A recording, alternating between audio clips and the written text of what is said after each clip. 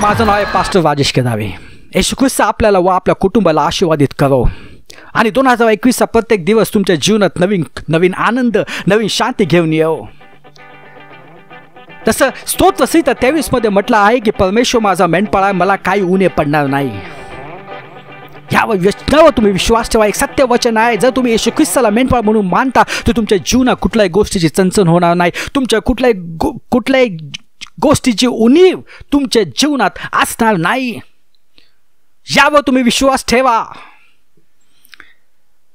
आणि बघा देव तुमच्या जीवनात कसा चमत्कार करेल. आणि आज आपण प्रवासात निघणार आहोत. आज आपण 2 व्यक्तीचा जो जीवन प्रवास आहे तो बघणार आहोत. त्यांचा पृथ्वीवरचा जीवन प्रवास, त्यांच्या अनंत काळाच्या जीवनाचा जीवन प्रवास हे आपण आज बघणार आहोत. आणि एक सत्य घटना आहे. ही कुठली बोध कथा नाहीये, हा कुठला दाखला नाहीये, ही एक सत्य घटना आहे. शेवटपर्यंत तुम्ही संदेश जो आहे तो तुम्ही ऐका. पण संदेशाच्या अगोदर काय गोष्टीवर विश्वास ठेवणं खूप आवश्यक आहे. पहिली गोष्ट म्हणजे मनुष्य जन्मला आहे अनंत काळासाठी. आपण आलेलो आहे अनंत काळासाठी. अनंत काळ म्हणजे त्या काळाचा अंत नाहीये, म्हणजे आपला अंत नाहीये. आपण आलेलो आहोत हजारो वर्ष जगण्यासाठी. आपण 50, 60, 70, 80 वर्ष जगण्यासाठी नाही आलो आहोत. आपण आलेलो आहोत अनंत काळ जीवन जगण्यासाठी. आणि मला माहिती की पुष्कळ लोक यावर विश्वास ठेवत नाहीत. काय जर म्हणतील पास्टर तुम्ही असं का म्हणता, रोज लोक मरतायत, हजारोच्या संख्येने लोक मरतात आणि तुम्ही म्हणताय की मनुष्य जो आलेला आहे तो अनंत काळ जीवन जगण्यासाठी. हे कसं शक्य आहे?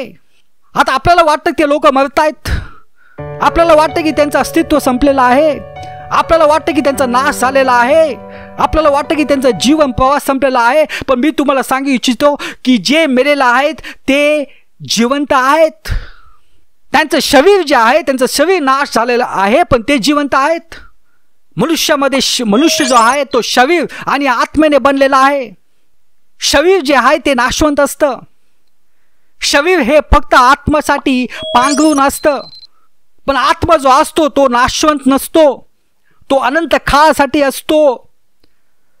आणि आत्मा म्हणजे आपली ओळख, शरीर म्हणजे आपली ओळख नाही.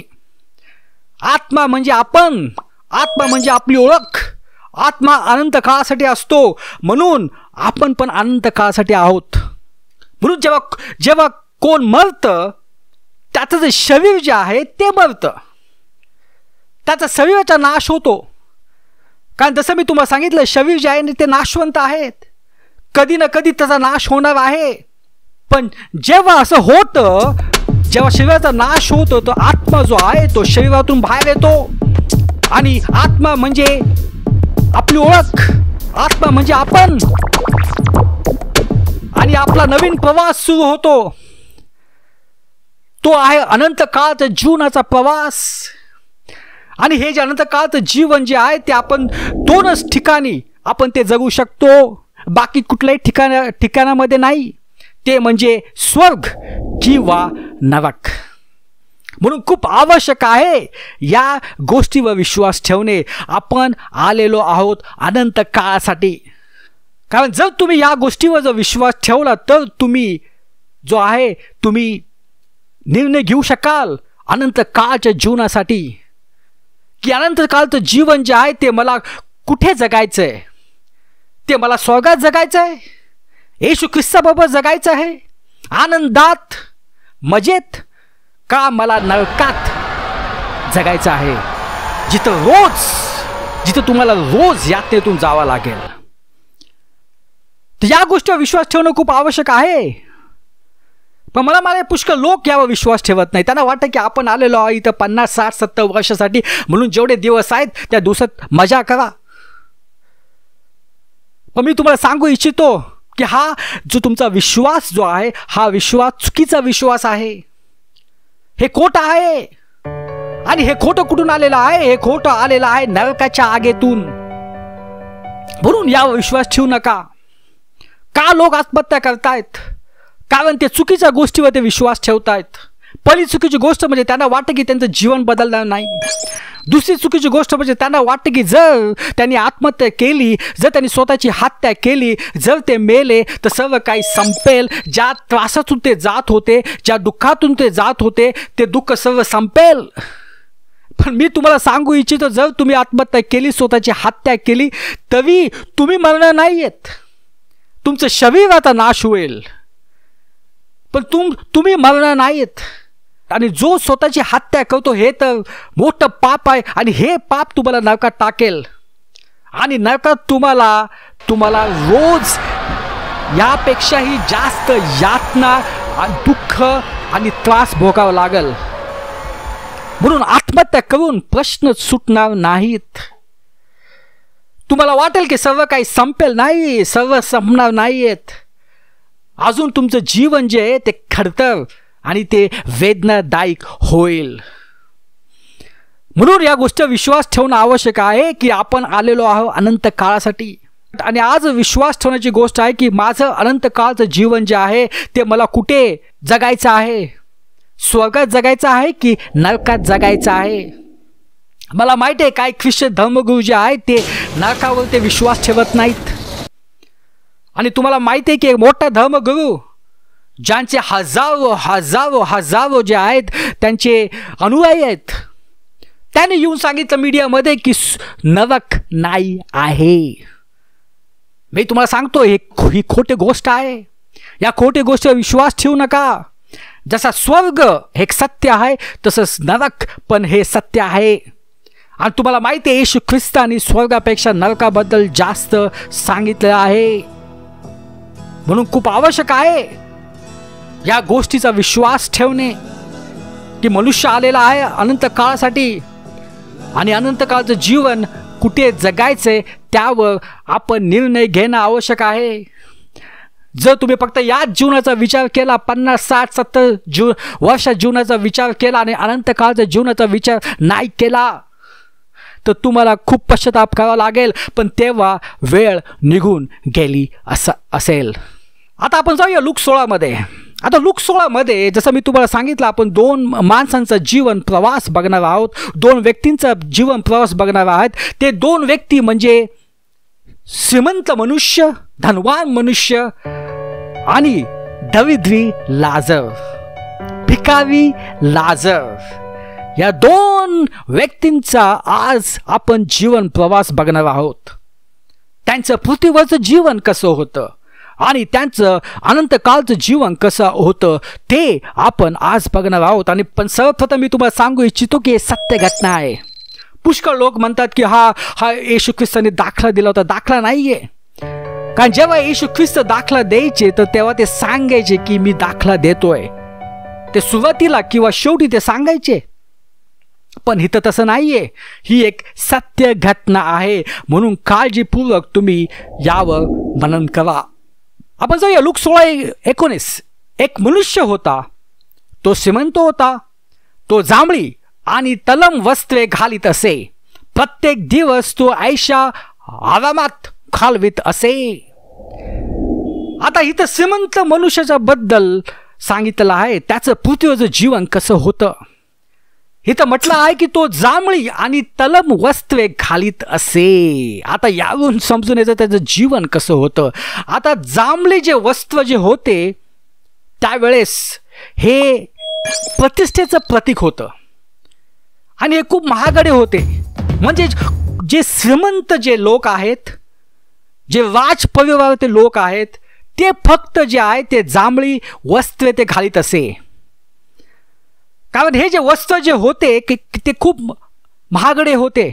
कारण हा जो जांभळा जो रंग आहे तो तयार करणे खूप अवघड होते पहिलं. आता तुम्हाला माहीत आहे कुठले पण रंग आपण तयार करू शकतो, पण पहिले तसं असं नव्हतं. हा जो जांभळी जो रंग आहे तो जे समुद्राचे जे गोगलगाई असतात त्यातून हा रंग तयार केला जात होता. त्यांच्या रक्तातून हा रंग तयार होत होता. त्यांना हजारो हजारो गोगलगाई ज्या आहेत त्या त्यांना पकडायला लागायच्या, त्यातून ते रक्त काढायचे आणि ते मिश्रण तयार करून ते जो जांभळा रंग जो आहे तो जांभळा रंग ते तयार करीत असे. आणि त्याचा जो गंध होता तो खूपच भयानक होता. म्हणजे मोठ्या मुश्किलीने हा जो जांभळा जो रंग आहे तो मिळत असे. आणि म्हणून तो जांभळ्या रंगाचे जे वस्त्र होते ते खूप महागडे होते. जे श्रीमंत व्यक्ती आहेत म्हणजे खूप खूप श्रीमंत व्यक्ती आहेत आणि जे राजपरिवार जे आहेत तेच हे जे जांभळा जे रंगाचे जे वस्त्र आहेत ते घालत होते. आता तुम्हाला माहिती आहे श्रीमंत जो व्यक्ती होता तो पण हे जो जांभळा जो रंगाचे वस्त्र जो आहे तो घालत होता, म्हणजे तो खूप श्रीमंत होता. आणि दुसरीकडे म्हटलं आहे की तो तलम वस्त्रे घालीत असे. आता तलम ज्याला आपण इंग्लिशमध्ये म्हणतो लिनिन, आता तलम जे वस्त्र होते ते पवित्रतेचे प्रतीक होते. आणि तुम्हाला माहिती आहे की जे तलम वस्त्र जे असतं ते खूप मजबूत असतं, ते शोषक असतं आणि जे कापूस असतं त्याच्या तुलनेने ते लवकर कोरडे पडतं. आणि म्हणून जे श्रीमंत जे होते, जे राजा महाराजा जे होते, जे राजपरिवारातले होते ते फक्त जे तलम जे वस्त्र ते घालत होते, कारण तलम वस्त्र पण खूप खूप महागडे होते. आणि तुम्हाला माहिती आहे की जो मिस्रचा जो राजा होता तुतुनखामेन तो पण जे तलमचे जे वस्त्र आहेत तो ते घालायचा. म्हणजे हा जो व्यक्ती जो आहे हा व्यक्ती खूप श्रीमंत होता. तो जांभळी रंगाचे आणि तलम वस्त्रे तो घालत होता. तो चांगले चांगले पदार्थ खात असे, तो रोज मौज मजा करत असे आणि त्याचं जे घर होतं ते शहरातील सर्वातून हवेली होती. आणि त्या काळात तो एक प्रभावी व्यक्ती होता. म्हणजे आजच्या भाषेत आपण म्हणू शकतो तो एक मोठा सेलिब्रिटी होता. आपण जाऊया 20व्या वचनात. त्याच्या दरवाजाजवळ फोडांनी भरलेला लाजर नावाचा एक दरिद्री माणूस टाकण्यात आला होता. आता दुसरा व्यक्ती म्हणजे आहे लाजर, तो आहे भिकारी, तो आहे दरिद्री. आणि आपल्याला वचन समजतं की तो आजारी पण होता, कारण त्याचं शरीर जे आहे ते फोडांनी भरलेलं होतं आणि त्याला तिथे टाकण्यात आलं होतं. आता कोणी टाकलं असावं? एक होऊ शकतं हा श्रीमंत मनुष्य, कारण लाजर जो होता तो नेहमी त्याच्याकडून मदतीची अपेक्षा करायचा. आणि दुसरं होऊ शकतं की जे स्थानिक लोक जे आहेत ते स्थानिक लोक त्याला येऊन तिथं टाकत असावे, कारण लाजरच्या शरीरावर फोडे होते, जखम झाली होती, त्यातून पू निघायचा, दुर्गंध अतिशय वाईट असायचा. कोणी जे आहे त्याच्याजवळ जात नसे, कोणी त्याच्याशी बोलत नसे, त्याला मदत करीत नसे, सर्वांना भीती वाटायची जवळ जाण्याची. आणि तो जो स्थानिक जे लोक होते त्यांच्यासाठी तो धोकादायक बनला होता, आरोग्यासाठी तो धोकादायक बनला होता. म्हणून काही स्थानिक लोक त्याला तिथं येऊन टाकत असावे. तर असं हे लाजरचं जे जीवन होतं, दरिद्री होता, लाचार होता, भुकेला होता, आजारी होता, अशक्त होता, तो कुठे जाऊ शकत नव्हता. अशा परिस्थितीतून लाजर हा चाललेला होता. पण हा जो श्रीमंत मनुष्य होता, हा श्रीमंत मनुष्य त्याचं जीवन वेगळं होतं, रोज तो मौज मजा करायचा. पण लाजरचं जीवन जे आहे ते एकदम, लाजर जो आहे तो कष्टातून चाललेला होता, एकटा होता, कोणी नव्हतं त्याच्या मदतीला, आजारी आणि लाचार, भिकारी. आपण पुढे जाऊया. वचन 21. त्या श्रीमंत मनुष्याच्या टेबलावरून खाली पडलेले असेल ते खाण्याची तो आतुरतेने वाट पाही, कुत्रे देखील येऊन त्याचे फोड चाटीत असे. आता इथं म्हटलं आहे की लाजर खाण्याची तो आतुरतेने वाट पाही, म्हणजे तो भुकेला होता आणि कोणी त्याला भीक देत नव्हतं, कारण कोणी त्याच्या जवळ येत नव्हतं. आता इथे एक लक्षात ठेवा की पहिले जे आहे ते पहिले जेवणासाठी कोणी चमच्याचा, जे चाकू आहे, जे काटे आहेत, जे नॅपकिन आहे त्याचा उपयोग होत नसे पहिला.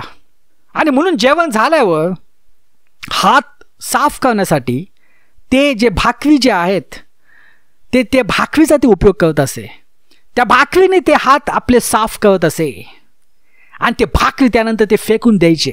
तो लाजर जो होता, लाजर ती भाकरी खाण्यासाठी आतुरतेने वाट पाहत होता, कारण तो भुकेला होता.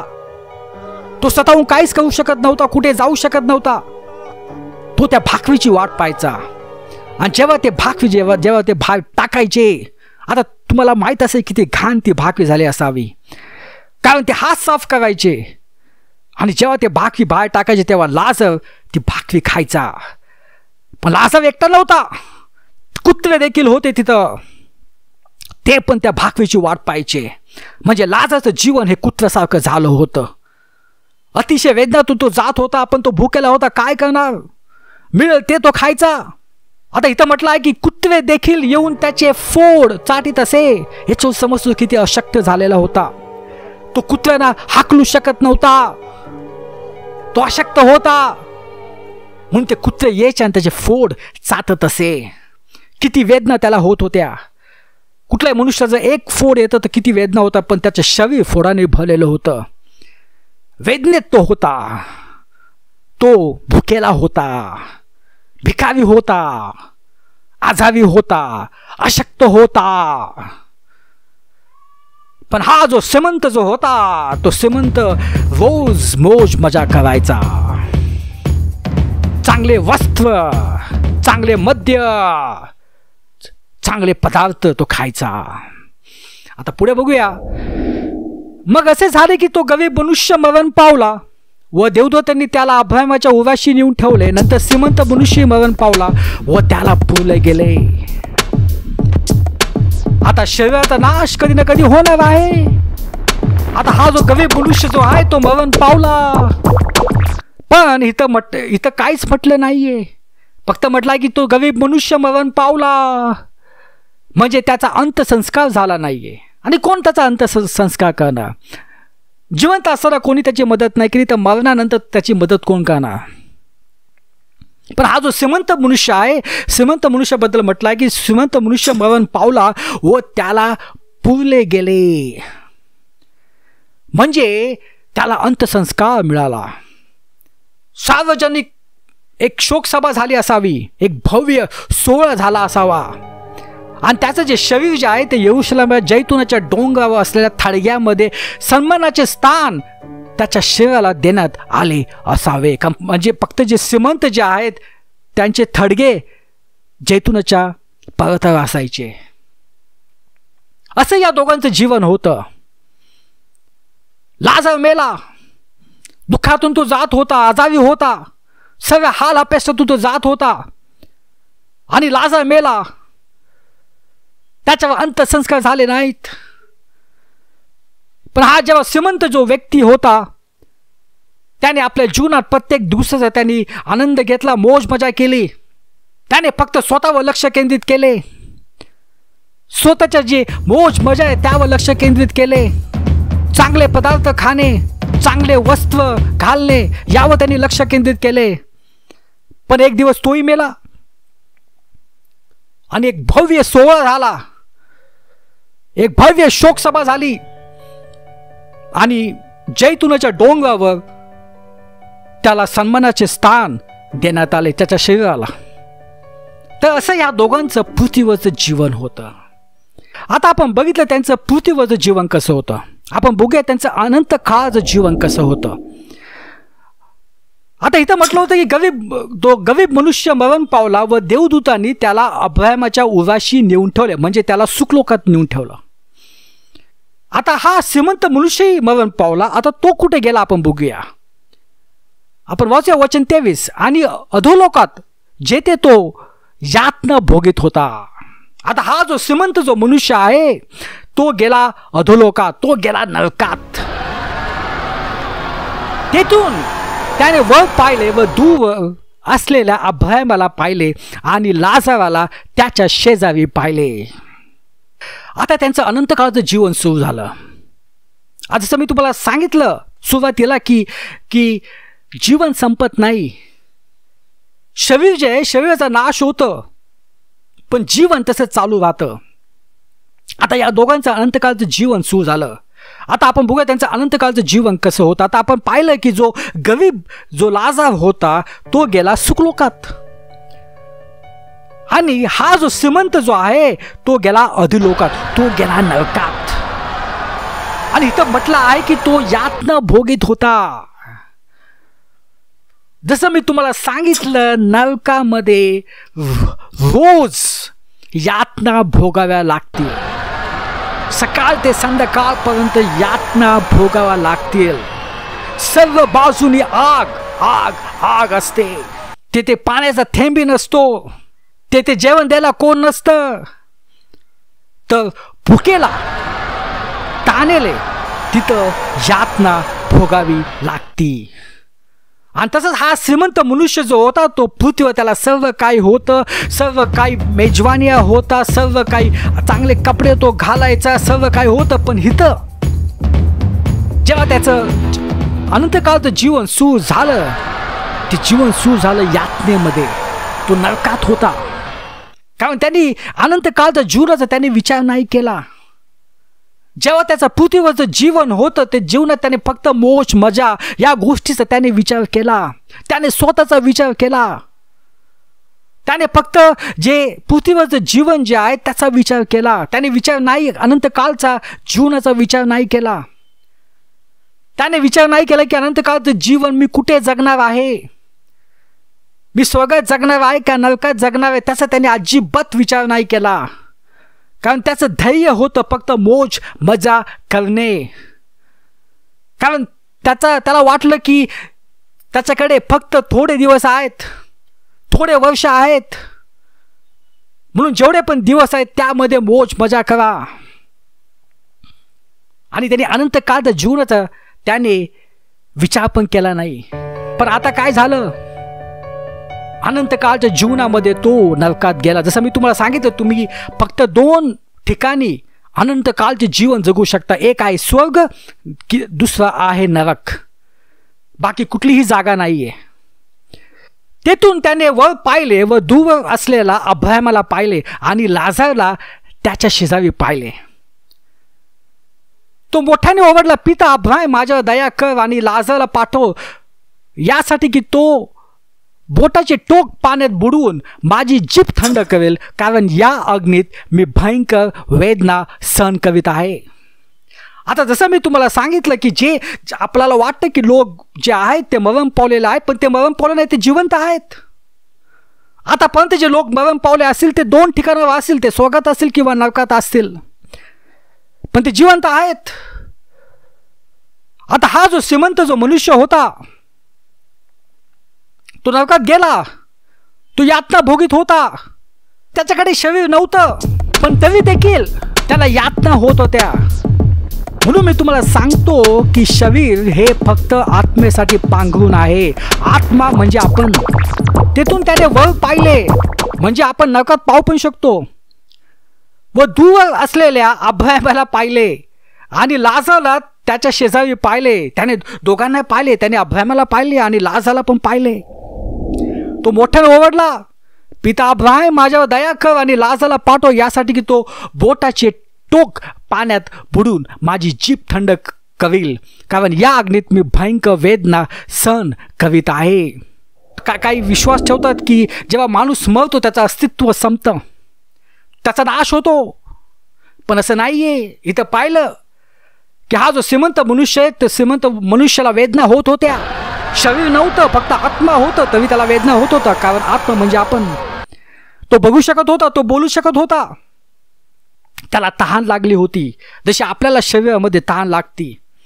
भयंकर वेदना तो सहन करीत होता. त्याने विचार पण नव्हता केला की अशातून त्याला जावं लागेल.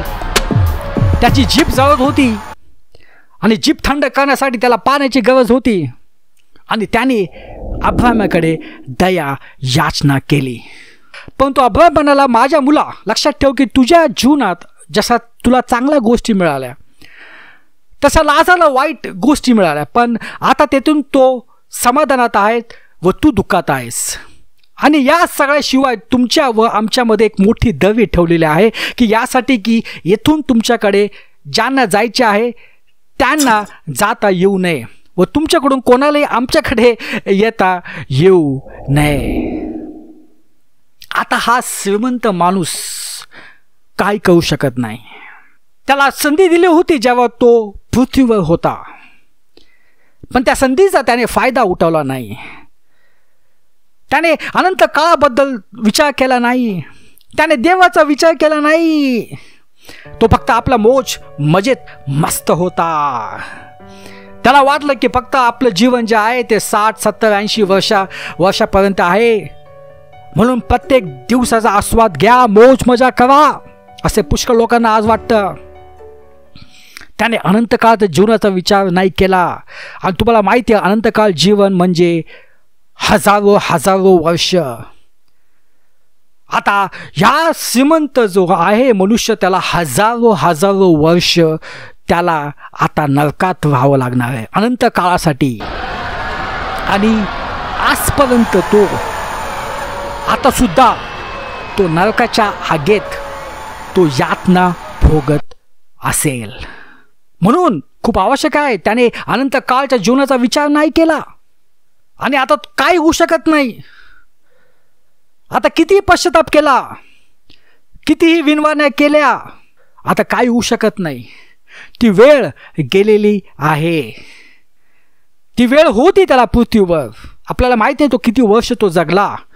एवढं वर्ष त्याला वेळ दिली होती, पण त्याने त्याकडे लक्ष दिलं नाही. आणि आता तो नरकात येऊन पोचलेला आहे. त्यातून तो आता कुठेही जाऊ शकत नाही. त्याला फक्त आता अनंत काळासाठी त्याला यातना भोगायच्या आहेत. तो श्रीमंत मनुष्य म्हणाला, मग तुला मी विनंती करतो की पित्या, लाजारला माझ्या पित्याच्या घरी पाठव, कारण मला 5 भाऊ आहेत. त्यांना तरी सावध करू दे, म्हणजे ते तरी या यातनेच्या ठिकाणी येणार नाहीत. पण अब्राहम म्हणाला, त्यांच्याजवळ मोशी आणि संदेष्टे आहेत, त्यांनी ऐकावे. तर श्रीमंत मनुष्य म्हणाला, नाही पिता अब्राहम, मेल्यातील कोणी त्यांच्याकडे गेले तर ते पश्चाताप करतील. अब्राहम त्यांना म्हणा, जर ते मोशेचे आणि संदेष्टांचे ऐकत नाहीत तर मेल्यातून जर कोणी उठला तर त्यांची खात्री होणार नाही. आता ह्या श्रीमंत मनुष्याला समजलं की आता स्वतःच त्याचं काय होऊ शकत नाही. त्याने संधी घालवली आहे. म्हणून आता तो जो त्याचा परिवार जो होता त्या परिवाराचा तो विचार करू लागला. आता जर तो जिवंत असताना जर त्याने स्वतःचा आणि त्याच्या परिवाराचा विचार केला असता तर काहीतरी होऊ शकलं असतं, पण आता काहीच होऊ शकत नाहीत. आणि त्याचा परिवार हा मोठा होता.